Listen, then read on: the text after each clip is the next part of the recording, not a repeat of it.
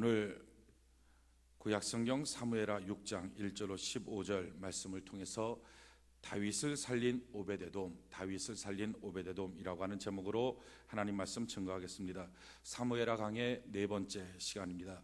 우리 인간들과 동물의 가장 큰 차이가 있다면 동물은 그냥 살고 사람은 꿈을 꾸고 있다는 것입니다. 성경의 창세기 1장 27절로 28절에 하나님이 자기 형상 곧 하나님의 형상대로 사람을 창조하시되 남자와 여자를 창조하시고 하나님이 그들에게 복을 주시며 하나님이 그들에게 이르시되 생육하고 번성하여 땅에 충만하라 땅을 정복하라 바다의 물고기와 하늘의 새와 땅에 움직이는 모든 생물을 다스리라 하시니라. 하나님께서 사람을 만드시고 난 다음에 제일 처음에 주신 것은 그에게 복을 주시고, 그리고 나서 너가 정복해라, 다스려라, 충만해라, 생육해라, 번성해라. 그러니까 제한받지 말아라, 무엇에 기죽지 말라, 주눅들지 말라, 언제든지 너의 삶이 치고 올라가는 그런 넘치는 삶을 살아야 된다라고 하나님이 말씀하셨습니다. 그러니까 끊임없이 꿈을 갖고 기대를 하면서 우리 인생에 대한 미래를 바라보고 비전을 갖고 그렇게 인생을 살도록 하나님이 창조하셨습니다. 그러고 나서는 이 사람을 에덴 동산에 두시고 제일 처음에 사람한테 하나님이 일을 하나 맡겨주셨습니다. 우리가 인생 살면서 꼭 알아야 될 것은 사람이 해야 될 일이 무엇인지를 알아야 되고 하나님이 하시는 일이 무엇인지를 알아야 됩니다. 우리가 이 땅을 살면서 왜 고단하게 힘들게 괴롭게 뒤죽박죽으로 삽니까? 내가 해야 될 일은 내가 하지 않고 하나님이 해야 될 일을 내가 어거지로 붙잡고 하니까 이건 능력 밖의 일이니까 살 수가 없는 거예요. 성경에 보면 하나님께서 에덴에서 살 때는 그런 말씀이 없었는데 에덴에서 쫓겨나면서 아담한테 야, 너가 이 땅에 가시와 엉겅퀴가 가득 찰 거야. 그러니까 이 가시와 엉겅퀴 다 차는 거 그거 너 먹고 살려면 어쩔 수 없어. 머리에 이마에 땀 나도록 그렇게 피땀 흘리고 진땀 흘려야 먹고 산다. 그래야 너가 간신히 먹고 살 만큼 된다. 보십시오. 원래 하나님은 사람을 만드실 때 먹고 살려고 농사지으라고 진땀 흘리며 피땀 흘리며 살도록 창조하지 않았습니다. 그것은 저주의 결과요, 죄의 결과입니다. 사람들이 이 땅 살 때 다 어떻게 삽니까? 먹고 살려고 피땀 흘리며 삽니다. 진땀 흘리며 삽니다. 사실 하나님이 우리에게 땀을 주신 것은 거기에 쓰라고 땀 주신 게 아니에요. 하나님이 기뻐했던 땀이 있습니다. 그게 뭐냐면은 다윗이 하나님 앞에 드렸던 땀이에요. 25kg를 하나님 앞에 찬양하며 춤추며 왕이 하나님 앞에 배옷이 벗어나갈 만큼 그렇게 춤추며, 처음에는 참 깨끗하고 단정된 모습이었겠죠. 근데 25kg를 그렇게 뛰면서 춤추며 하나님께 찬양하니까 땀범벅이 됐을 겁니다. 그렇게 땀범벅이 될 때 하나님이 다윗아 너가 참 아름답다. 이게 바로 하나님이 원했던 땀 흘림의 모습이에요. 근데 우리는 여기에 땀을 흘리는 게 아니라 다 진땀, 피땀 이렇게 흘리며 인생 사는 거예요. 왜 그렇습니까? 내가 할 일 내가 하지 않고 하나님이 할 일을 내가 붙잡으니까 인생에 진땀 피땀 흘리며 살아도 결국은 자기 입에 목구멍이 포독청이라고 이거 하나 채우는데 급급하며 인생 사는 거예요. 내가 할 일 하나님이 할 일을 우리는 정확하게 알아야 됩니다.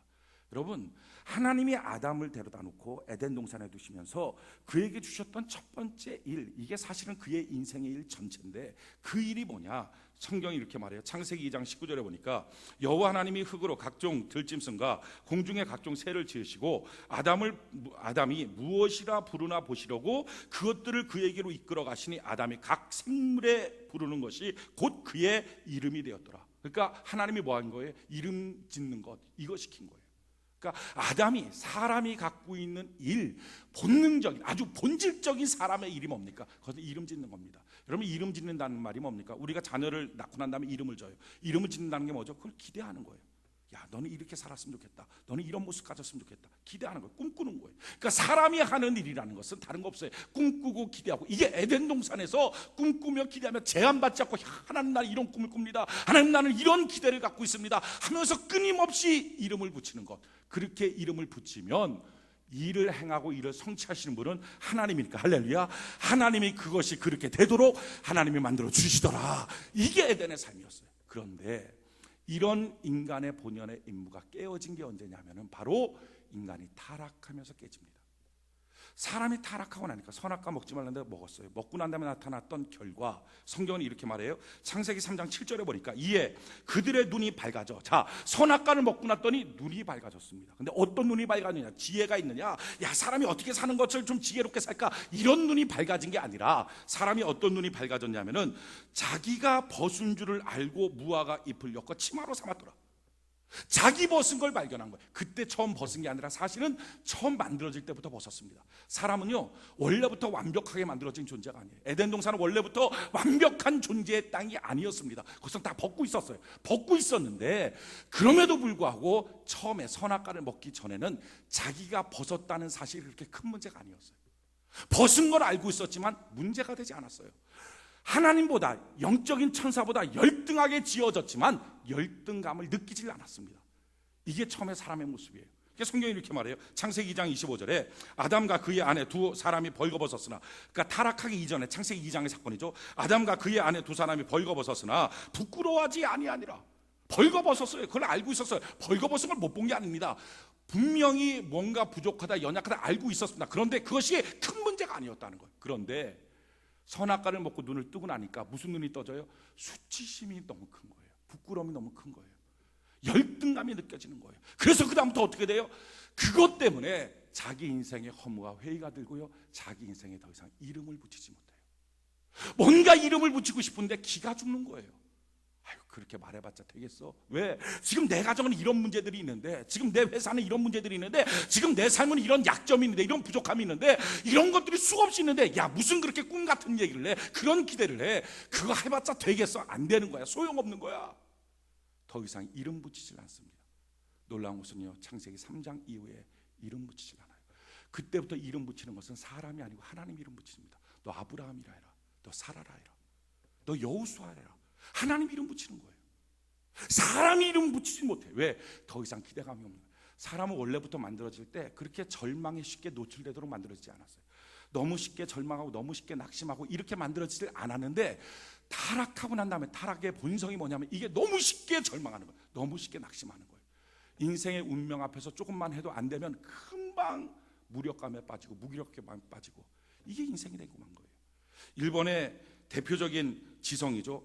일본 민속 시인인 이시가와 다코도코라고 하는 사람인데, 이 사람이 가난하게 살았어요. 근데 가난하게 사는데 부자 되고 싶은 거죠. 그러니까 열심히 노력을 했는데 안 되는 거예요. 돈 벌고 싶은데 안 되는 거예요. 결국 그 사람이 얘기한 게 이거예요. 결국 이게 팔자인가 보다. 그래서 손금 봤다는 거예요. 여러분, 지성이면 뭐합니까? 안 되고 안 되니까 어떻게 무기력에 빠져요. 인생의 운명의 무기력에 빠져서 그냥 손금 보고 있는 거예요. 얼마나 많은 사람이 요즘에 전 보러 갑니까? 대학교 앞에서 사주팔자 뭐 이런 거 보는 카페들, 사주 카페들 아주 막 드글드글하게 있는 거예요. 왜? 사람의 인생의 무기력 앞에 어쩔 수 없다는 거예요. 그냥 전 보러 다니고 자기는 할 수 없다. 이름을 더 이상 붙이지 않아요.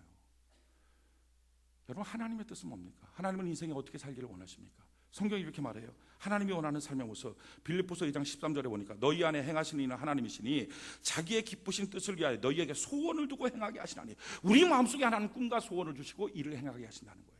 다 무너진 세대 가운데 하나님은 아브라함을 택하십니다. 그리고 나서 하나님이 아브라함한테 뭐라고 말해요? 창세기 12장 1절로 3절에 보니까 여호와께서 아브라함에게 이르시되 너는 너의 고향과 친척과 아버지 집을 떠나 내가 내게 보여줄 땅으로 가라. 내가 너를 큰 민족이 이루고 내게 복을 주어 내 이름을 창대하게 하리니 너는 복이 될지라. 너를 축복하는 자에게 내가 복을 내리고 너를 저주하는 자에게 내가 저주하리니 땅의 모든 족속이 너로 말미암아 복을 얻을 것이니라 하신지라. 여러분, 이 말씀의 핵심이 뭡니까? 너한테 꿈을 준다는 거예요.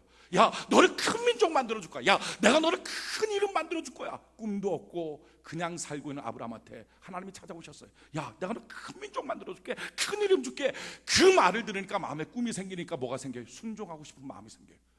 꿈이 없을 때는 순종도 안 되고 믿음도 안 되는데, 꿈이 생기니까 순종하고 싶고 그 말씀대로 따라가고 싶고, 그러니까 75세가 됐는데 걸어가기 시작하는 거예요. 하나님의 말씀대로 본토를 떠나기 시작하는 거예요. 그렇게 살면서 10년의 세월이 지났어요. 하나님이 여러 가지를 다 도와줬죠. 그럼에도 불구하고 자기의 마음속에 기대하고 있는 게 하나 있었어요. 자식 낳고 싶은 거였거든요. 근데 자식이 안 나는 거예요. 10년이 자도 안 나. 그러니까 뭐가 돼요? 사람이 꿈이 없어져 버려요. 이만큼 사람이, 아브라함도 믿음의 조상도 쉽게 낙심에 노출되는 거예요. 이게 뭐예요? 이게 죄의 본능이에요. 원죄로 말미암아 사람들이 다 뭐가 됩니까? 안 되면 금방 낙심해요. 안 되면 금방 좌절해요. 안 되면 이것이 금방 자기의 운명인가 보다 생각하는 거예요. 그래서 두려움에 빠져요. 나는 안 되나 보다. 두려움에 빠졌어요. 자, 그 두려움에 빠지고 나니까 하나님이 찾아갔어요. 하나님이 이렇게 말씀해요. 창세기 15장 1절로 6절까지 보면, 이후에 여호와의 말씀이 환상 중에 아브라함에게 임하여 이르시되 아브라함아 두려워하지 말라. 나는 내 방패여 너의 지극히 큰 상급이니라. 하나님이 말씀하죠. 야, 내가 너의 큰 상급이야. 두려워하지 마. 내가 너한테 꿈을 주지 않니? 꿈 갖고 살아야 되지 않니? 하나님 말씀해요. 그러면 사람들이 아멘 감사합니다. 나한테 꿈이 있어요. 이러는 게 아니라 이미 자기 마음속에 낙심이 되고 나면, 깨지고 나면, 두려움이 생기고 나면 꿈을 준다는 하나님 앞에 분노하기 시작합니다. 이게 사람이에요. 꿈 준다는 걸 기뻐하는 게 아니라 분노가 나와요. 이게 분노가 나오니까 어떻게 분노합니까? 아브라함이 이렇게 말해요. 아브라함이 이르되 주 여호와여 무엇을 내게 주시라 하나이까? 나는 자식이 없사오니 나의 상속자는 이 다메섹 엘리에셀입니다. 아브라함이 또 이르되 주께서 내게 씨를 주지 아니하셨으니 내 집에서 길른 자가 내 상속자가 될 것입니다. 뭐라고 말합니까? 하나님 내게 준 게 뭐가 있어요? 라고 하나님 앞에 따지는 거예요. 아니 도대체 하나님이 앞으로 내가 너한테 이거 주겠다 저거 주겠다 이렇게 너무 큰 사람 만들어 주겠다, 그럼 아멘 주여 감사합니다. 내가 뭐라고요 나한테 이런 걸 줍니까? 해야 맞는데 사람의 본능이 안 그렇다니까요. 꿈을 가질 수 있는 그릇이 깨지고 나면 낙심의 그릇밖에 안 남거든요. 절망의 그릇밖에 안 남거든요. 그럼 자기가 감당할 수 없는 꿈에 대한 얘기를 하면 사람들은 분노하기 시작해요. 그러면서 이렇게 말, 하나님 그렇게 줄 거라고 얘기했으면 지금까지나 좀 주지, 지금까지 하나도 안 줘놓고 뭘 주겠다고 말합니까? 어불성설은 말이 안 맞습니다. 되지도 않는 얘기 하지 마십시오. 분노하는 거예요. 그러면서 뭐라고 말해요? 하나님이 안 줬기 때문에 나는 이렇게 살 수밖에 없습니다. 너무 쉽게 낙심하고 너무 쉽게 운명 앞에 무기력해지는 거예요. 그러니까 아들이 없으니까 내 상속자는 내가 집에서 키운 사람입니다. 내 종입니다. 엘리에셀입니다. 이렇게 말해요. 자, 그랬을 때 하나님이 어떻게 하십니까? 여호와의 말씀이 그에게 임하여 이르시되 그 사람이 내 상속자가 아니라 내 몸에서 날 자가 내 상속자가 되리라. 다시 하나님이 꿈을 말씀하시고 그 다음에 하시는 게 있어요. 그를 이끌고 밖으로 나가 이르시되 하늘을 우러러 무뼈를 셀 수 있나 보라. 보라 또 그에게 이르시되 내 자손이 이와 같으라. 아브라함이 여호와를 믿으니 여호와께서 이를 그의 의로 여겨주셨다. 여러분 천막 안에 있었어요. 지금 천막안이 좁잖아요. 좁으니까 이리 움직이면 저리 부딪히고 저리 움직이면 저리 부딪히고, 그러니까 사람이 다 인생 살면서 어떻게 해요? 점점점 좁아지는 거예요. 이리 부딪히고 저리 부딪히고 이것 해도 안 되고 저것 해도 안 되고 계속 부딪혀요. 부딪히며 살면서 어떡합니까? 더 이상 이름 붙이질 않아요. 기대가 없어져요. 꿈이 없어져요. 소망이 없어져요. 자, 이 상황 가운데 그냥 사는 거예요. 그냥 사는데도 피곤하고 벅차니까 진땀 흘리며 사니까 그날 어느 날 하나님이 찾아서 야, 내가 너한테 이런 큰 축복 줄게. 하나님 가당키나 합니까? 되지도 않는 얘기 하지 마십시오. 아니야, 나오자. 밖으로 데리고 나왔어요. 부딪히는 천막이 아니라 밖으로 나왔더니 광활한 대지 위에 하늘에 보니까 수많은 별들이 있는 거야. 야, 저 별들 바라봐라. 저 별들만큼 너 자존 줄 거야. 그걸 보면서 마음속에 다시 꿈이 생기는 거예요. 꿈이. 여러분 하나님은요, 하나님의 백성들을 꿈꾸게 하면서 이끌어 가시더라는 거예요. 그래서 이 땅 위에 60억의 인구가 있지만 하나님의 관점에서 보면 딱 둘입니다. 절망이라고 하는 그릇 안에 절망을 담고 무기력으로 사는 사람, 다른 하나는 희망이라고 하는 그릇 안에 꿈과 비전을 담고 꿈과 비전으로 이름 붙이며 살아가는 사람, 이 둘이에요. 성경을 보면 이스라엘 백성들이 430년 종살이 했습니다. 여러분 지긋지긋하지 않을까요? 36년 일제치하에 있어도 일본 놈들을 향해서 막 지긋지긋하잖아요. 그러니까 목사인 저도 일본 사람, 일본 분 이렇게 얘기를 안 하고 일본 놈 이렇게 얘기를 하고, 그 얘기에 대해서 야, 목사가 강단에서 욕하네 이렇게 듣는 사람이 없이 속이 그냥 시원하게 듣고, 이게 다 우리나라에 내려오는 민족성이 일본 놈. 그 36년만 돼도. 그런데 이스라엘은요 430년 종살이면 애굽 사람들 꼴도 보기 싫은 거예요. 지긋지긋한 거예요. 그 지긋지긋한 애굽 사람 앞에 하나님이 10가지 기적 같은 재앙을 베풀어 주시고 이스라엘 백성들을 해방시켰어요. 해방하고 나온 다음에 홍해 앞에 있을 때 하나님의 기적으로 홍해를 갈라서 나오게 만들었어요. 1년 동안 만나 메추라기를 먹여주시고 성막을 짓게 하시고 예배드리게 하시고 하나님을 알게 하시고 하나님을 찬양하게 했어요. 그러면서 하나님 말씀하세요. 야, 내가 너를 가나안 땅으로 보내줄 거야. 기가 막힌 척각 꾸리는 땅이야. 멋있는 땅이야. 내가 너를 그곳으로 보낼 거야. 이스라엘 백성들은요, 감사합니다 하고 그렇게 가는 거예요. 야, 우리를 가나안 땅으로 보내주신대 하고 가서 가나안 땅 바로 앞에 가데스 바네에서 12명의 정탐꾼을 보냅니다. 너가 들어갈 땅이 어떤지 탐지해봐라 하고 12명이 갔다가 돌아와서는 보고를 하는 거예요. 뭐라고 보고를 하느냐? 민수기 13장 25절부터 29절에 보면 40일 동안 땅을 정탐하기를 마치고 돌아와 바란 광야 가데스에 이르러 모세와 아론과 이스라엘 자손의 온 회중에게 나아가 그들에게 보고하고 그 땅의 과일을 보이고 모세에게 말하여 이르기를 당신이 우리를 보낸 땅에 간즉 과연 그 땅에 젖과 꿀이 흐르는데 이것은 그 땅의 과일입니다. 갔다 와서 하는 말이, 야, 그 땅 정말 멋진 땅다. 젖과 꿀이 흐르는 땅이고요, 과일 보십시오. 과일이 이만해요. 야, 대단한 땅입니다. 우리 거기 가고 싶어요. 너무 좋은 땅이에요. 그런데요, 그렇게 좋은 땅이지만 뭐가 있었어요? 문제가 있었어요. 가는데 난간이 있다고요. 여러분, 인생 사는데 왜 난간이 없겠어요? 난간이 있겠죠. 에덴 동산에도 난간이 있는 거예요. 난간이 있으니까 이름 붙이는 게 됩니다. 여러분, 아무것도 없다면, 난간이 아무것도 없다면 꿈꿀 게 뭐가 있고 기대할 게 뭐가 있습니까? 꿈과 기대는 미래를 향한 건데, 지금 없으니까 미래를 향한 무엇인가 기대와 꿈이 생기지, 지금 다 있으면 뭐가 생깁니까?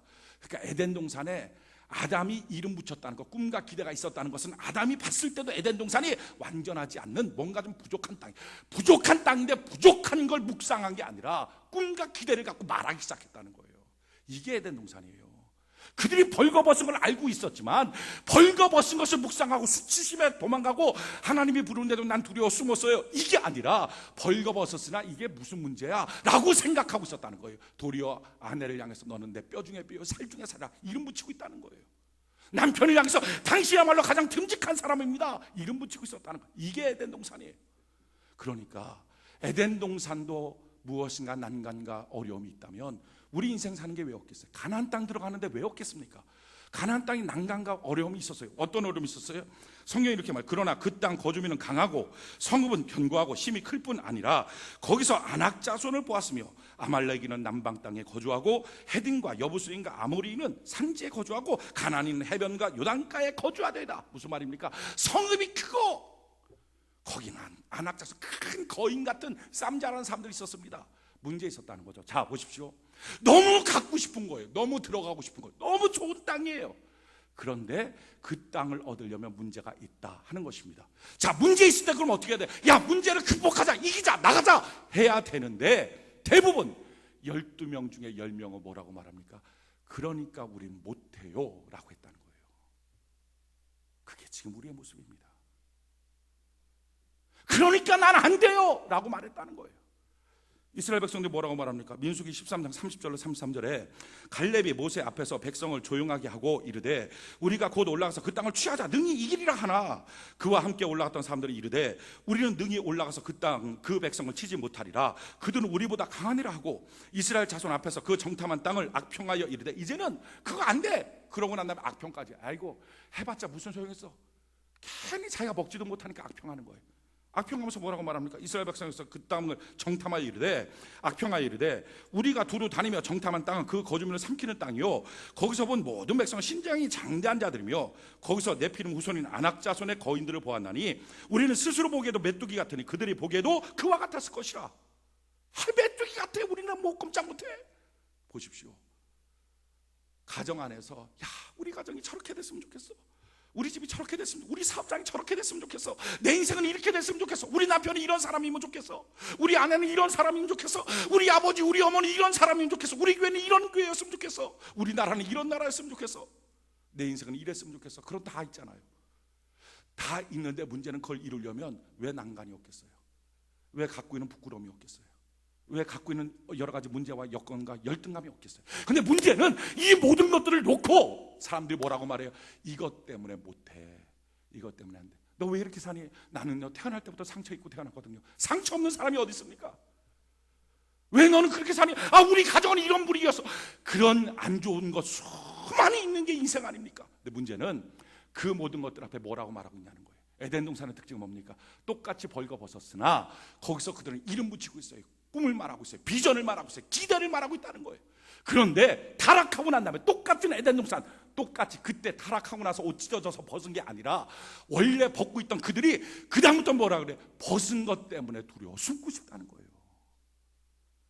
사람들이 모여서 서로 이름 붙이지 않고 아버지 엄마가 모여서 이름 붙이자, 가족끼리 모여서 서로 이름 붙이면서 야, 너는 이런 딸이야, 너는 이런 모습이야, 너를 향한 기대는 이런 거야. 끊임없이 가족끼리 모여서 이름을 붙이지 않고 뭘 합니까?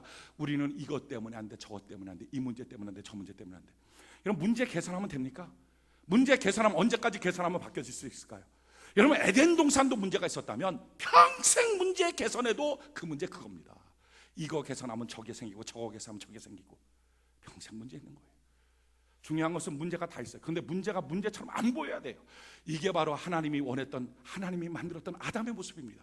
근데 죄짓고 타락하니까 문제가 더 이상 도전할 수 없을 만큼 큰 것처럼 느껴진 거예요. 문제 앞에 너무 두려워해요. 자기는 힘들다는 거예요. 여러분, 사무엘상에 보면 골리앗이라고 하는 대장이 블레셋 군대를 이끌고 옵니다. 이끌고 와서 이스라엘과 전쟁을 벌이겠다 그래요. 자, 그 전쟁을 벌이겠다고 하는데 성경은 이렇게 말해요. 사무엘상 17장 4절로 9절에 보면 블레셋 사람들의 진영에서 싸움을 도도는 자가 왔는데 그의 이름은 골리앗이요 가드 사람이라. 그의 키는 6규빗 한 뼘이요 머리에는 노투구를 썼고 몸에는 비늘 갑옷을 입었으니 그 갑옷의 무게가 놋 5천 세겔이며 그의 다리에는 놋 각반을 찼고 어깨 사이에는 놋 단창을 메었으니 그 창 자루는 배틀째 같고 창 날은 철 600세겔이며 방패든 자가 앞서 행하였더라. 그가 서서 이스라엘 군대를 향하여 외쳐 이르되, 그가 지금 뭡니까? 골리앗이 무지 컸다, 힘 되게 셌다, 지금 그 얘기를 쭉 설명하고 있는 거예요. 자, 그렇게 하고 난 다음에 이렇게 말해요. 그가 서서 이스라엘 군대를 향하여 외쳐 이르되, 너희가 어찌하여 나와서 전열을 벌였느냐? 나는 블레 사람이 아니며 너희는 사울의 신복이 아니냐? 너희는 한 사람을 택하여 내게 데려 보내라. 그가 나와 싸워서 나를 죽이면 우리가 너희의 종이 되고 만일 내가 이겨 그를 죽이면 너희가 우리의 종이 되어 우리를 섬길 것이라 라고 지금 골리앗하고 외치는 거예요. 우리가 다 아는 내용이죠. 보십시오. 지금 이스라엘과 골리앗 그 블레셋과 지금 전쟁을 하고 있는데 다 모여갖고 있는데 덩치 제일 큰 놈이 와갖고서 야, 나랑 같이 한 명 싸우자. 싸워갖고 내가 이기면 너희는 나의 종이 되고 내가 지면 우리가 다 싸우지 않고 너희의 종이 되리라. 보십시오. 이때 전쟁 당시에 이스라엘은요, 칼을 갖고 있는 사람은 사울과 요나단 딱 둘밖에 없었습니다. 나머지 백성 전체는 성경을 보니까 몽둥이 들고 있는 거예요. 근데 블레셋은요, 다 칼과 창을 들고 있어요. 전체가 칼과 창을 들고 있는 군사와 몽둥이만 들고 있고 딱 칼 두 자루 갖고서 사울과 요나단 들고 있는 전쟁이 싸웠다고 합시다. 그럼 누가 이겨요? 블레셋이 이기겠죠. 근데 지금 골리앗이 와서 뭘 제안해요? 야, 그렇게 하지 말고 너 칼 찬 놈 한 명만 나와서 나랑 같이 싸우자. 훨씬 더 좋은 제안 아닙니까? 훨씬 더 이거 싸우기 필요한 제안 아니에요? 그러면 다들 야, 그냥 같이 싸우는 것보다 훨씬 더 낫다. 그러면서 사울이 뛰쳐나가야죠. 왜? 제일 싸움 잘하니까 넌 내 손에 죽었다 하고 뛰쳐나가야 되죠. 근데 어떻게 해요? 성경이 이렇게 말해요. 사무엘상 17장 11절에 보니까 사울과 온 이스라엘이 블레 사람의 이 말을 듣고 놀라 크게 두려워하니라. 숨는 거예요. 우린 저놈 때문에 안 돼. 저렇게 큰 놈 때문에 안 돼. 저렇게 힘센 놈 때문에 안 돼. 안 되는 거 이유 찾으면 한두 개가 아닌 거예요. 근데 안 되는 그 수많은 것이 그게 갑자기 느닷없이 생긴 게 아니라 사람이 태어나면서부터 안 됐던 거예요. 그거 아십니까? 벌거벗은 것이 죄지었더니 하나님이 야, 죄진 놈이 무슨 옷 입고 다냐 하고 옷을 찢어버린 게 아니라 태어날 때부터, 만들어질 때부터 옷이 없었던 거예요. 그런데 타락하기 전에는요, 안 되는 수많은 문제가 아니었어요. 도리어 수많은 안 되는 거 있어도 상관없었어요. 하나님 앞에서 이름 붙이고 꿈을 갖고 기대를 하고 환상과 비전을 갖고 얘기하기 시작하는 거예요. 그런데 죄짓고 사람이 타락했더니 그게 너무 크니까 하나님이 불러도 도망치고 싶을 만큼 두렵고 숨고 싶은 거예요. 그러니까 자기 마음속에 난 우리 가정에 이런 문제가 있어요. 맨날 말씀을 나누라 그러면 뭐 이런 문제 있어요. 나한테는 이런 문제가 있어요. 이런 문제 있어요. 여러분, 그거 똑똑한 거 아닙니다. 다 아는 거예요. 그거는요, 은혜 받기 전에도 있었고 예수 믿기 전에도 있었고 예수 믿고 난 다음에 있었고 천국 가기 직전까지 계속 있는 것입니다. 문제는 성령 받고 나면 그것이 더 이상 자기에게 있어서 인생을 진행시키고 사는데 문제거리가 안 된다는 거예요. 그런데 성령이 소멸되고 나면 그것 때문에 인생 못 살겠다는 거예요. 그것 때문에 그 남편하고 못 살겠다는 거예요. 그 전까지 성령에 충만하면 도리어 그것 때문에 내 남편이 나의 사명지요, 나의 첫 번째 선교지다 하면서 내 남편을 향하여 변화시키겠다는 결정을 갖고 너는 변화되고 장로 될 사람이야, 너는 변화돼서 목사 될 사람이야 라고 기도하고 눈물을 흘리는데 성령이 소멸되고 나면 이것 때문에 내 남편하고 못 살겠다 이렇게 말한다고요. 차이가요, 원래 포악했기 때문이 아니라 자기가 문제가 있는데도 비전을 말하느냐, 그렇지 못하고 주눅 들고 기죽어서 말도 못하고 있느냐, 이 차이라는 거예요. 여러분, 이와 같이 골리앗에서 외치는데 이스라엘 전체가 벌벌벌 떨고 있어요. 그때 기가 막힌 한 인물이 등장합니다. 하나님의 관심을 끈 사람이 등장해요. 그게 바로 다윗이에요. 다윗이 등장해서 뭐라고 말합니까? 사무엘상 17장 26절에 다윗이 곁에 서 있는 사람들에게 말하여 이르되 이 블레 사람을 죽여 이스라엘의 지옥을 제거하는 사람에게는 어떠한 대우를 하겠느냐? 이 할례받지 않는 블레셋 사람이 누구이기에 살아계시는 하나님의 군대를 모욕하느냐? 보십시오. 다윗은요, 이때 당시 나이가 17살입니다. 그는 군대 아직 입영 통지를 받지 못할 만큼의 청소년이에요. 중고등학교 학생. 자기 형 전쟁터에 있는데 밥 골치 말라고 자기 아버지가 밥 사준 거 음식 배달하러 갔다가 그렇게 욕하는 소리를 들은 거예요. 듣자마자 이렇게 군대 징집 연령도 안 되는 이 사람이 어떻게 합니까? 야, 어떻게 블레셋 할례받지 못한 저 사람이 라고 하면서 뭐래요? 이름을 붙여요. 뭐라고? 우리 이 하나님의 군대를 모욕하느냐? 보십시오. 그동안 사울은요 뭐라고 했어요? 우리는 무기가 없는 연약한 이스라엘, 이렇게 생각했다고요. 근데 똑같은 상황 가운데 다윗은 와서 뭐라 그래요? 이 하나님의 군대를 어떻게 모욕하느냐? 그랬더니 입장이 바뀌어버린 거예요. 어떻게 하나님의 군대를 향해 도전해요? 감히 골리앗이. 그러난 다음에 내가 이 전쟁에 나가겠습니다. 내가 싸우겠습니다. 난 칼 필요 없습니다. 그리고 뛰쳐나가서 뭐라고 말합니까? 사무엘상 17장 45절 47, 우리가 잘 아는 말씀이죠. 다윗이 블레셋 사람에게 이르되 너는 칼과 창과 단창으로 내게 나아오거니와 나는 만군의 여호와의 이름 곧 내가 모욕한 이스라엘 군대의 하나님의 이름으로 내게 나아가노라. 오늘 여호와께서 너를 내 손에 넘기시리니 내가 너를 쳐서 내 목을 베고 블레셋 군대의 시체를 오늘 공중의 새와 땅에 들짐승에 주어 온 땅으로 이스라엘에 하나님이 계신 줄 알게 하겠고 또 여호와의 구원하심이 칼과 창에 있지 아니함을 이 무리에게 알게 하리라. 전쟁은 여호와께 속한 것인즉 그가 너희를 우리 손에 넘기시라. 보십시오. 다윗이 쳐나가면 또 기가 막힌 이름을 붙이는 거예요. 뭐라고요? 전쟁은 뭐라고요? 여호와께 속한 것이다. 그 전까지 사람들은 전쟁을 뭐라고 말했어요? 블레셋과 이스라엘의 싸움. 칼과 창으로 무장한 블레셋과 몽둥이만 갖고 있는 이스라엘의 싸움, 형편없는 전쟁이라고 말했는데 지금 뭐라고 말해요? 다윗이 와서 이름을 붙여요. 전쟁은 하나님께 속한 것이다. 하나님이 이 전쟁에 이기게 하신다 라고 전쟁이라는 이름을 다시 붙여버리는 거예요. 똑같은 상황에서. 그러니까 어떻게 합니까? 칼 없어도 돌멩이 던져서도 이겨버리는 거예요. 아멘 합시다. 여러분, 이것이 바로 에덴 동산의 삶을 누리는 비결입니다. 문제는 뭡니까? 우리 안에 더 이상 이름 붙일 수 있는 기력이 없는 거예요. 이 기력이 다 깨지고 만 거예요. 요즘에 서점가에 가면, 뭐 요즘은 아닌데 얼마 전까지 서점가에 가면 뭐 하는 법, 법이 그렇게 많아요. How to, 영어로 how to로 시작하는 법, 잘 사는 법, 부자 되는 법, 갑자기 10억을 버는 법, 별 법이 많아.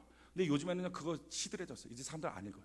왜 안 읽냐면은 그 법 해갖고 야 이렇게 하면 나도 되나 보다 싶어갖고 했는데 안 되니까 이제 더 이상 책을 안 사요. 세상에선 다 시들해졌는데 여전히 그래도 인기를 끌고 있는 게 기독교 서점에서 여전히 뭐뭐 하는 법, 성령이 내 마음에 운행하는 법, 교회가 부흥하는 법, 별 법들이 많아. 여러분, 성령이 내 마음에 운행하는 법은 없습니다. 정 있다 그러면 내가 하나님 앞에 순종하고 하나님이 나를 통치해야 되지. 내가 무슨 재간으로 성령 하나님을 좌지우지 쥐락펴락 할 수 있겠냐는 거예요. 그런 법이 어디 있어요? 교회가 성장하는 법, 주님이 하나님의 교회를 하나님이 키워나가시고 우리는 그 앞에서 충성하며 섬겨가는 거지. 교회가 성장하는 법이 어디 있습니까? 수많은 사람들이 조영기 목사님 세계 최고의 교회, 야 어떻게 세계 최고의 교회를 이루었냐?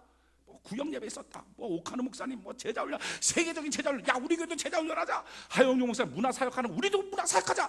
별별 방법론 다 갖다 놓고 합니다. 그러면 됩니까? 그게 아니라는 거예요. 정말 배워야 될 한 가지가 있다면 이거예요. 어떤 난간, 어떤 여건에서도 끊임없이 꿈꾸고 기도하고 이거 배우는 거지. 여러분 뭐뭐 하는 법 하면 됩니까? 왜 안 되죠? 성경은 분명히 말해요. 이를 행하는 여호와, 할렐루야, 그것을 지어 성취하는 여호와가 내게 이르노라. 이는요 성취하시고 만드시는 분은 하나님이신 줄로 믿습니다. 하나님이 하시는 거지. 그 업적은 하나님이 하시는 거지. 그러니까 야 세계에서 제일 큰 교회를 세웠구나, 조영기 목사님 대단하시다. 그게 대단한 게 아니라 그것은 하나님이 대단하신 거고요.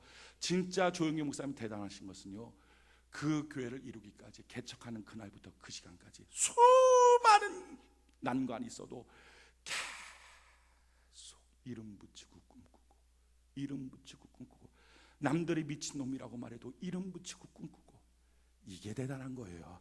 아멘이십니까? 진짜 배워야 될 건 이걸 배우는 거예요. 난간에서도 꿈꾸는 거. 여러분, 남편한테 조금 상처받고 난 다음에 그 다음부터 남편을 향해서 이름을 붙이질 않아요. 아내한테 조금 상처받고 나면 아내를 향해서 기대하고 꿈꾸질 않는 거예요. 부모를 향해서 상처 조금 받고 나면 자기 키워놓은 은혜 다 망각하고, 부모를 향해서 자기는 상처만 받았다고 말만 하면 상처받았다, 말만 하면 상처받았다. 그 상처 없다는 얘기 아니에요. 꾸며냈다는 얘기도 아닙니다. 있습니다. 있지만 그게 자기 인생 사는데 왜 그렇게 문제가 되냐고요. 더 이상 이름 붙이질 않는 거예요. 자기 인생을 향해서도 이름 붙이질 않는 거예요. 교회 사역을 하면서도 교회 이름 붙이질 않는 거예요. 사업을 향해서도 이름 붙이질 않고. 이게 어렵다고요. 이게 12명 중에 10명이 이름을 못 붙여요. 쉬운 것 같은데 그게 안 된단 말이에요. 10명 중에 2명, 하나님이 기뻐하는 2명만 되는 거예요. 그럼 어떻게 하면 이름 붙일 수 있습니까? 삶은 누구나 다 살지만 자기 삶에 대해서 기대하고 꿈꾸고 이름 붙일 수 있는 사람은 12명 중에 2명밖에 안 돼요. 그것도 그 확률이 더 넘치고 나니까요, 200만 명 중에 2밖에 안 되더라는 거예요. 그럼 어떻게 하면 됩니까? 제일 중요한 첫 번째, 예수 그리스도를 믿는 은혜가 있기를 바랍니다. 예수 그리스도를 믿을 때부터 예수님이 나의 모든 저주를 담당하시고, 나의 죄를 담당하시고, 나의 질병을 담당하시고, 나의 지옥의 삶을 담당하시고, 예수 안에서 나는 예수 믿고 새로운 피조물이 되었다. 할렐루야. 예수 믿고 구원의 감격 속에 들어가는 은혜가 있기를 바랍니다. 그래서 성경이 이렇게 말해요. 베드로전서 1장 3절에 우리 주 예수 그리스도의 하나님 아버지를 하나님을 찬송하리로다. 그의 많으신 긍휼대로 예수 그리스도를 죽은 자 가운데서 부활하게 하심으로 말미암아 우리를 거듭나게 하사 산 소망이 있게 하시며, 예수 그리스도로 말미암아 우리가 산 소망을 갖게 되는 은혜가 있게 되는 줄로 믿습니다. 두 번째 꼭 필요한 것은요, 성령 하나님의 기름 부음이 필요해요. 여러분, 지금 이 시간도 마찬가지입니다. 성령 하나님이 우리 가운데 임하지 않으면요, 마음속에 꿈꾸며 다시 이름을 붙이는 게 너무 힘든 거예요. 그러니까 이름은 못 붙이고 울기만 하는 거예요. 그랬으면 우리 아들이 그랬으면, 일하고 눈물을 흘려도 자신 있게 내 아들은 복된 사람이야, 내 아들은 축복의 사람이야, 내 아들은 넘치는 하나님의 부욕 가운데 살 거야, 이 말을 못하는 거예요. 이 말을. 성령이 오지 않으면 안 돼요. 여러분, 사람은 원래 꿈꾸도록 창조됐지만 죄 짓고 난 다음에 그 꿈을 꾸지 못하는 인생이 됐어요. 꿈꾸는 것보다는 낙심과 연약함과 부족함과 열등감 가운데 훨씬 더 노출되게 만들어버렸어요. 그래서 자기 인생을 그렇게 보기 시작하는 거예요. 그래서 말씀 나누기 하면 맨날 상처만 나누고, 아픔만 나누고, 고통만 나누고, 그렇고 비전과 꿈과 새로운 이름을 붙이지 못하는 거예요. 누가 이걸 붙일 수 있어요? 성령 하나님이 오시면 이와 같은 이름을 새롭게 붙이는 은혜가 있게 될 줄로 믿습니다. 이게 성령 하나님의 사역. 성령이 오시면 뜨거워지고 방언을 하고 예언을 하고 많이 있지만 가장 중요한 사역, 성령이 오시면 모든 사람이 남종과 여종의 꿈과 환상을 갖게 되는 은혜가 있게 될 줄로 믿습니다. 그래서 오늘 이 시간 이 자리에도 성령 하나님이 임재하셔야 돼요. 기양에도 성령을 받았지만 충만하게 임재하셔야 돼요. 5만 교회 가운데 임재하셔야 돼요. 1200만 성도 가운데 임재하셔야 돼요. 성령 하나님이 임재하셔서 1200만 성도들이 모일 때마다 서로 꿈과 비전을 말하고, 우리나라 우리 민족을 향해서 서로 간에 이름을 붙이기 시작하고, 자기 가정에 이름을 붙이기 시작하고, 자기 다니고 있는 회사에 이름을 붙이기 시작하고, 얼마나 위대한 역사들이 나타날까요? 얼마나 멋진 일들이 나타날까요? 사도행전 2장 17절로 21절에 하나님이 말씀하시기를, 말세에 내가 내 영을 모든 육체에게 부어주리니 너희의 자녀들은 예언할 것이요 너희의 젊은이들은 환상을 보고 너희의 늙은이들은 꿈을 꾸리라. 그때 내가 내 영을 남종과 여종에 부어주리니 그들이 예언할 것이라. 할렐루야. 여러분, 우리가 성령으로 말미암아 꿈꾸는 은혜가 있기를 바랍니다. 이것이 바로 예수 믿는 삶의 가장 큰 원동력이에요. 에덴 동산은 어떻게 이루어갑니까? 우리에게 주신 땅이 에덴 동산임을 알고 성령으로 말미암아 서로 간에 이름을 붙이기 시작하는 거예요. 그러면요, 가정이 에덴 동산돼요. 그러면 교회가 에덴 동산돼요. 그럼 사업장이, 자기의 인생이 에덴 동산처럼 바뀌어지는 거예요. 근데 똑같은 에덴 동산이라 해도 나는 벌거벗어서 부끄러워, 우리는 옷이 없어, 우리는 뭐가 없어, 이래서 안 돼, 저래서 안 돼, 그렇게 안 되는 것들만 묵상하고 있으면 거기는 가시와 엉겅퀴가 나는 고통의 땅이라는 거예요. 처음부터 그렇게 만들어진 게 아니에요. 죄짓고 타락하고 나타나는 현상이에요. 예수 믿고 구원받고 죄를 용서받았는데 왜 여전히 죄짓고 타락한 현상으로 인생을 삽니까? 여러분, 오늘 성경에 보면 오베데돔이라고 하는 인물이 등장합니다. 이 사건은 사실 오베데돔이 주인공이 아니에요. 오늘 이 사건에 보면 다윗이라고 하는 인물이 주인공인데, 이 다윗이 통일 왕국을 세웠어요. 이제 남왕국 또 북왕국이 다 통일 왕국을 세웠어요. 통일 왕국을 세우고 난 다음에 제일 필요한 게 뭘까요? 그 정치적인 어떤 통합이 필요하죠. 그러니까 정치적인 통합을 위해서 새로운 수도를 정했습니다. 그게 예루살렘을 공격해서 예루살렘 성읍을 빼앗고 새로운 수도를 정했어요. 새로운 수도만 정한다고 문제가 해결됩니까? 그렇진 않아요. 거기에 필요한 것은 정신적인 지주가 있어야 돼요.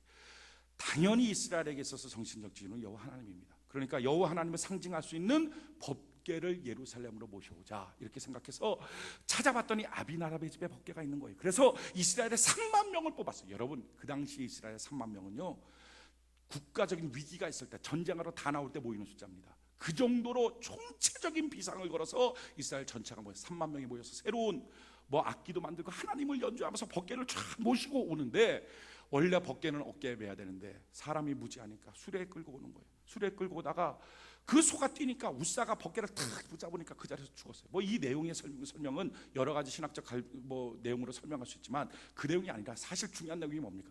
그렇게 해서 죽었거든요. 죽고 나니까 다윗이 어떻게 해요? 그 다윗 같은 인물도 베레스 우사, 야, 어떻게 하나님이 여기서 이렇게 죽일 수 있어? 이 법궤 난 못 갖고 가겠다. 낙심하고 가더라는 거예요.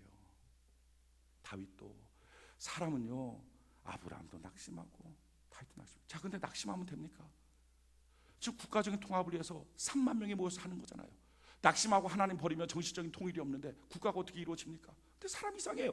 꼭 필요하고 꼭 가져야 됨에도 불구하고 난간이 있으면 그냥 던져버려요. 못해. 힘들어. 이렇게 인생 사는 거예요. 어떻게 보면 무책임하게. 그렇게 하고 시간 지나고 나면 또다시 파탄, 또다시 깨어져. 자, 이렇게 낙심하고 떠나간 그 자리에 전혀 주목받지 못한 한 사람이 등장해요. 그 사람이 오베데돔이에요. 이 오베데돔 가뎃 사람, 블레셋 사람입니다. 이스라엘 사람도 아니에요. 그러니까 이스라엘 사람도 아니니까 거기에 주인공도 아닙니다. 그런데 다 버리고 간 그 자리에 오베데돔의 마음속에는요, 하나님 섬겨야지, 하나님 버리면 안 되지, 이 꿈이 있는 거예요.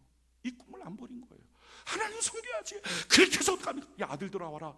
야, 오베데돔 이 자기 그 법궤를 짊어지고 아들들아 우리 같이 가자. 집에 갖고 가서 3개월 동안 섬겼다는 거예요. 여러분, 섬겼는데 어떻게 섬겼느냐, 아침과 저녁으로 뭘 했느냐, 몇 번 빌었느냐, 절 몇 번 했느냐, 이게 중요한 게 아니라 진짜 중요한 건 뭡니까? 다 하나님 섬기다가 난간이 있었다는 거죠. 하나님 섬기니까 사람까지 죽어나갔다는 거예요. 야, 이러니까 못하겠다, 힘들다, 가버리자 하고 낙심해서 떠났을 때 사람이 죽어나가도 그래도 하나님을 섬겨야 되지 않겠어? 하나님 안 섬기면 내가 뭐 하려고 하면서 여전히 꿈꾸고 있는 오베데돔이 있었다는 거예요. 하나님은 그 꿈꾸고 있는 오베데돔한테 꿈에 대한 보상으로 전국적으로 소문나는 복을 3개월 만에 주신 거예요. 놀라운 사실은요, 그 복 받았다는 소식이 다윗에게 들리고 난 다음에 다윗의 마음속에 감동이 있었어요. 그렇지, 내가 그 난관이 있다고 꿈을 포기하면 되겠나? 그러면 안 되지. 그래서 다시 가서 오베데돔의 집에서 법궤를 모셔갖고 와서 이스라엘 전체의 예루살렘에 법궤를 모셔놨더니 이스라엘 전체를 통치하시는 하나님의 역사가 나타나서 나라 전체가 복을 받게 되었다는 거예요. 그런데 얘기는 여기서 끝나는 게 아니라요, 그 다음에 오베데돔이 또 등장해요. 오베데돔이 이제 법궤를 왕이 가져간다니까 갖추는 거잖아요. 그런데 자기 마음속에 그렇게 법궤 없이는 못 살아요. 주님 없이는 못 살아요. 여호와 하나님을 향한 꿈이 계속 있어요. 그래서 가솔들을 다 정리하고 가족들을 데리고 갑니다. 다윗 왕한테 가서 무릎을 꿇으면서 펑펑 울면서, 다윗 왕이요, 나는 블레셋 사람입니다. 하나님의 제사장은 여호와의 성전을 지키는 레위 사람들만 유일하게 되는데 나는 블레셋 사람, 저주받은 인생입니다. 그럼에도 불구하고 한 번만 더 소원이 있습니다. 꿈이 있습니다. 나를 제사장 삼아주세요. 여러분, 이스라엘 전체 지파 중에서도 레위 지파가 아니면 제사장이 안 되는데 이 오베데돔 블레셋 사람인데요, 이 사람이 다윗이 하나님께 기도하고 제사장으로 삼아요. 가족 대대로 제사장, 성전을 지키는 문지기가 됩니다. 꿈꾸는 사람. 이번에 우리 교회에서 우리가 9월 달서부터 11월 달까지 오베데돔 축복운동을 합니다. 제가 알기로는 우리나라 전체 교회, 전 세계 교회에서 다 따져보지는 않지만 제가 아는 모든 교회를 따져봤을 때 오베데돔 축복운동이라고 하는 것을 하는 교회는 없는 것 같아요. 우리 교회가 유일한 것 같아요. 우리 교회의 트레이드마크 오베데돔 축복운동, 이게 뭐냐면은 이거예요. 예수 믿다가 낙심하고 예수 믿다가 좌절하고 뭐 원하는 내용은 있었지만 잠깐 어려우니까 그냥 포기하고 얼마나 많습니까 그런 사람들이. 그때 여전히 꿈꾸는 사람, 이게 오베데돔이에요. 여러분 이 3개월 동안 저는 여러분들의 마음속에 여전히 하나님을 꿈꾸는 은혜가 있기를 바랍니다. 그렇게 꿈꾸고 하나님께 나가면서 다른 사람한테도 꿈에 대한 도전을 줄 수 있는 사람. 이 시대에 하나님이 보는 사람은요, 그 환경이 어떠냐, 사람들 다 열등하죠. 100% 자랑할 만한 것만 있는 사람이 어디 있어요? 하나도 부족함이 없는 사람이 어디 있어요? 여러분 개선하고 바꿔서 하나도 부족함 없는 사람으로 만들어가기를 원하십니까? 그건 평생 가도 안 돼요. 중요한 것은요, 성령이 오시면 부족하고 힘들어도 마가의 다락방에서 120명 성령 받고 났더니 두려워 떨고 있던 그들이 뛰쳐나가 복음을 증거하는, 그것이 전혀 자기는 못 배웠다, 무식하다, 이것 자체가 자기 안에 열등감이 큰 문제로 작용하지 않더라는 거예요. 도리어 주변 사람들이 놀라지 않습니까? 야, 저들이 못 배운 사람인데 어떻게 저럴 수 있어? 주변 사람들이 놀래키는 거예요. 우리가 꿈을 갖고 우리의 마음속에 계속 이름을 붙일 수 있다는 거, 여러분 예수님 만나고 성령 하나님의 기름 부음 받고 기도하지 않으면 불가능해요. 그래서 저는 이 시간에 이 자리에도 성령 하나님이 불같이 바람같이 생수같이 임재하기를 원합니다. 그래서 온 성도들이 자기 가슴 속에 수많은 문제 사건 그거 없애달라고 기도하는 게 아니라, 그는요 꿈이 실현되면 없어지지 않겠어요? 그게 뭐가 그렇게 중요합니까? 중요한 것은 내 가슴 속에 내가 하는 일, 그거 뭐예요? 꿈꾸고 말하는 거, 이름 붙이는 거, 이름 붙이는 일을 계속할 수 있느냐. 하나님, 이름 붙일 수 있는 기력을 내게 허락하여 주옵소서. 그 일을 진행할 수 있도록 꿈꾸는 자가 되도록 성령님 내게 기름 부어 주시옵소서. 이게 필요한 거예요. 계속 꿈꿀 수 있는 오베데돔, 낙심한 수많은 다윗을 살릴 수 있는 사람, 낙심한 수많은 북쪽 땅에 있는 기왕에 예수 믿었다가 낙심했던 사람들을 살릴 수 있는 사람, 기왕에 예수 믿지 않고 절망과 좌절과 열등감에 빠져 있는 사람을 살릴 수 있는 사람, 꿈꾸는 오베데돔 같은 바로 우리인 줄로 믿습니다. 여러분 오늘 시간에 성령으로 충만함을 받아 다시 이름 붙일 수 있는 거룩한 백성 되기를 예수님 이름으로 축원해 드립니다. 수많은 사람들이요 이름은 안 붙이고요 실패와 좌절의 마음속에서 혹시나 이게 되려나 혹시나 저게 되려나 수많은 방법론으로 따라서 하는 거예요. 이 집 했던 대로 저 집 했던 대로. 그걸로는 인생 문제가 풀리지 않아요. 우리의 마음속에 꿈을 갖고 기대하고 하나님 앞에서 계속 기도하면 반드시 이루어집니다. 160년 전에 덴마크는 프로시아랑 전쟁을 해서 대패를 했잖아요. 그리고 남부의 기름진 땅 다 프로시아한테 줬습니다. 그리고 돈 얼마 있던 것, 국가적인 재정 있던 것, 그것도 전쟁 배상으로 다 뺏겼어요. 더 이상 국가에는요 직업도 없고 사람들이 가서 일할 수 있는 일터전도 없고 아무것도 없는 거예요. 그때 덴마크 사람들의 입에선 다 아주 그냥 꼬리에 꼬리를 물고서 썩었다, 죽겠다, 안 된다 이 말만 하고 다녔던 거예요. 그때 등장했던 한 사람이 있어요. 바로 그룬트비 목사님이에요. 그룬트비 목사님이 이렇게 외칩니다. 하나님을 사랑합시다. 나라를 사랑합시다. 자연을 사랑합시다. 보십시오. 하나님 사랑한다는 게 뭐예요? 하나님을 향해서 다시 꿈과 기대를 갖자. 나라 사랑하자는 거 뭐예요? 우리나라 안 됐다, 썩었다, 죽었다 이런 말 하지 말고 나라를 향해서 다시 꿈과 사랑을 갖고 기대하며 이름을 붙여보자. 자연을 사랑하라. 우리가 갖고 있는 자연은 다 동토, 농사질 수 없는 땅이지만 아니야, 이 자연을 하나님이 주셨으니 이걸 사랑하자. 다시 한번 꿈과 기대를 갖고 이름을 붙여보자. 그렇게 외친 거예요. 그때 달가스라고 하는 대령이 공병대장인데 이 사람이 어떻게 하면 이 동토에 바람이 많이 부니까 이걸 바람을 막을 수 있는 나무들을 만들 수 있을까? 이거 연구하고 몇 번 거듭했는데 실패하다가도 마침내 됐어요. 되고 난 다음에 그걸 다 막아서 더 이상 바람이 그 땅에 불지 않게 됐어요. 그렇게 하고 난 다음에 지금 세계 최고의 낙농국가 된 거예요. 그러니까 우리나라에도 덴마크라고 하는 이름의 우유가 있잖아요. 여러분 160년에 다 깨어진 나라지만 희미한 꿈이라도 꾸고 있는 한 사람이 계속 이름을 붙일 때 하나님의 역사가 나타나는 거예요. 전 여러분들의 가정 안에 여러분들이 이름을 붙이는 사람이 되기를 바랍니다. 전 여러분들의 회사 안에 여러분들이 이름 붙이는 사람이 되기를 바랍니다. 이 교회 안에 여러분들이 이름 붙이는 사람이 되기를 바랍니다. 이게 성령 받은 사람, 이게 에덴 동산을 에덴 동산처럼 만들 수 있는 사람이에요. 오늘 이 시간 우리 다 사모함으로 성령의 충만함을 받고 여러분들의 마음이 절망을 담는 깨어진 그릇이 아니라 꿈과 희망과 환상을 담는 소망의 그릇으로 바뀌어지는 은혜가 있기를 예수님 이름으로 축원해 드립니다. 우리가